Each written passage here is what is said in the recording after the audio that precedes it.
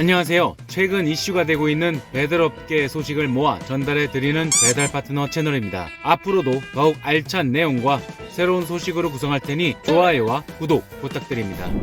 지난 코로나 팬데믹 기간 동안 눈에 띄게 성장했던 배달앱들이 거리두기 해제를 기점으로 성장세가 둔화하기 시작했다고 전해졌습니다. 외부 활동 증가와 외식 증가가 주요 원인으로 꼽힙니다. 4일 앱 분석 솔루션 모바일 인덱스에 따르면 지난 5월 배달의 민족 요기요 쿠팡이츠의 월간 활성 이용자 수는 3,209만 2,451명을 기록했습니다. 지난 4월 3,321만 6,220명 대비 약 3.5%가량 줄어든 수치입니다. 사회적 거리두기가 본격 해제되기 전인 3월과 비교하면 하락폭은 더욱 큽니다. 지난 3월 배달앱 3사의 월간 활성 이용자 수는 3,532만 명으로 두 달간 10%가량 이용자 수가 줄어든 것입니다. 앱별로 살펴보면 배달앱 1위인 배달의 민족 월간 활성 이용자 수는 1,993만 8,717명입니다. 지난해 5월 이후 계속 월 이용자 수 2천만 명 이상을 유지하다가 1년 만에 다시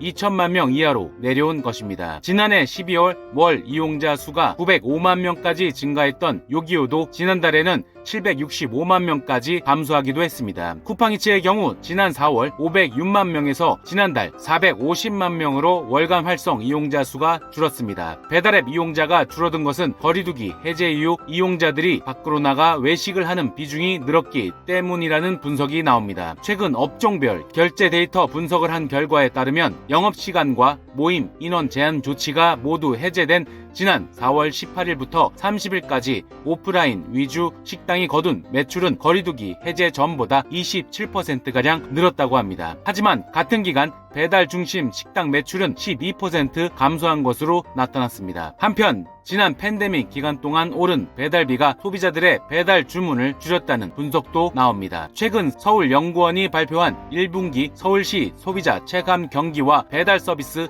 이용 현황 자료에 따르면 지난 1분기 배달 서비스를 이용하지 않은 서울 시민의 52.3%가 배달 음식과 배달비 가격 상승으로 인한 경제적 부담을 원인으로 꼽았습니다. 10명 중 3명은 최근 배달비 인상으로 배달 서비스 이용 빈도를 줄였다고 응답했습니다. 한편 소비자들이 음식 배달 서비스 이용 시 적정하다고 생각하는 배달비는 1,600원 수준인 것으로 조사되었다고 합니다. 지난달 22일 한국농촌경제연구원이 발표한 배달비 관련 조사 결과에 따르면 음식 2만원어치 배달 주문한다고 했을 때 응답자들이 꼽은 적정 배달비 수준은 평균 1,618원으로 집계되었다고 합니다. 지금까지 배달 파트너 채널이었습니다. 감사합니다.